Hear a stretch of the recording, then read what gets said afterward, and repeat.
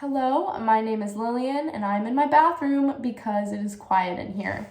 And today I'm going to be discussing proximal suspensory ligament desmitis, which is an injury to the upper suspensory ligament resulting in a hematoma forming on the ligament, causing pain and pressure in the horse's leg and causing lameness. What's interesting about this injury is that the symptoms tend to be subtle sometimes. Little to no heat can be present on the leg, and oftentimes the horse is not always lame, but the symptoms that kind of lead us to diagnosing the problem are just poor performance, changes in the horse's gait, and just sort of reluctantness and resistance to performing and exercising.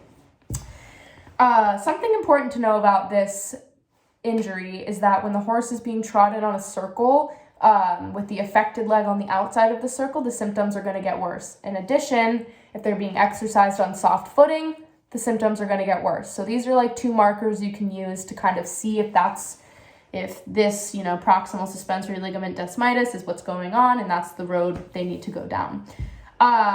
So this is most common in performance horses. It really is kind of only a performance horse issue. Dressage horses struggle a lot with it, because they exert their bodies very aggressively and a lot. And it can also be really common in horses who are worked too hard above their strength or conditioning level. So it's unfortunately pretty common. And it occurs in the upper suspensory ligament in either the hind or forelimbs. So it can occur in the hind or forelimb suspensory ligaments, and it can also occur bilaterally, which is very unfortunate. And essentially, the only anatomy discussed within this injury is the suspensory ligament, specifically the upper suspensory ligament.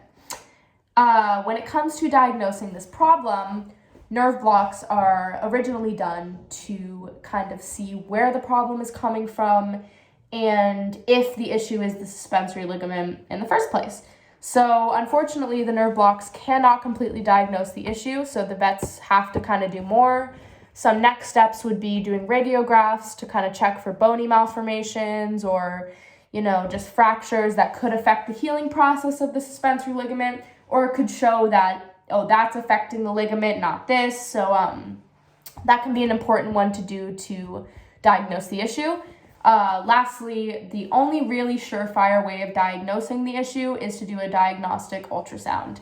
And the vet will be looking for ligament enlargement, bad margins of the ligament, or just general internal structure malformations in the ligament. And that's kind of the key to figuring out what's going on. Lastly, sometimes the hematomas don't show up on the ultrasound, but MRI is a great way to see them and make sure that that's what's going on.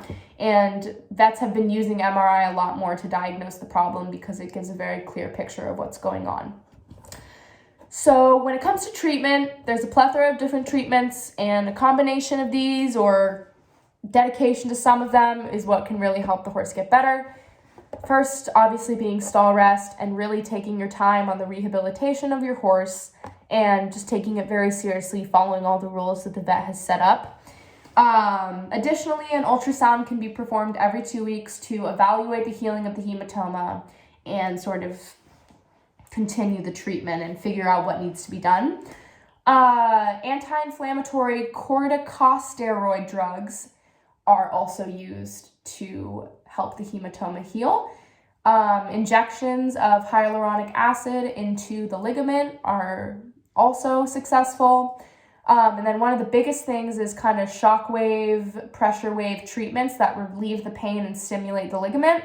But this is most effective if it's done in the first 30 days of the injury. And lastly, the one that I think is the most interesting is stem cell therapy, which is promoting the regeneration of tissue. So that's going to regenerate the tissue, and hopefully the hematoma can kind of just disappear once the new tissue is coming in.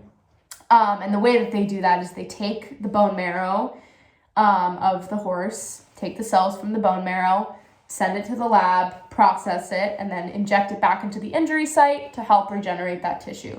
So there's a lot of high-tech, science-y ways to deal with this issue. And if it was my horse, I would probably do a strong combination of all of these things to make sure that my horse was okay.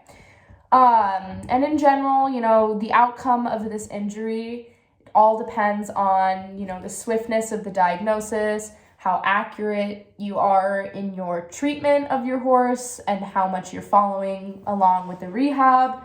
But horses can come back from this injury, and it just, you just have to be really on it, because the suspensory ligament, as most horse people know, is not something to mess around with. Anyway, whether that be shock therapy or just giving the horse rest, or very worst case scenario, surgical treatment of the issue, a surgical removal of the hematoma. But oftentimes it seems that it does not get to that point, but I think that's kind of like last result.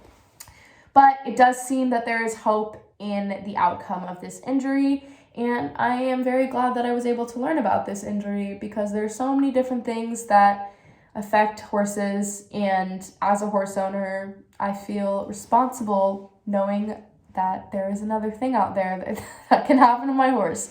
So thank you for listening to my awkward spiel about proximal suspensory ligament desmitis, and I hope that all you horse people out there never have a horse who experiences this injury. Thank you for listening.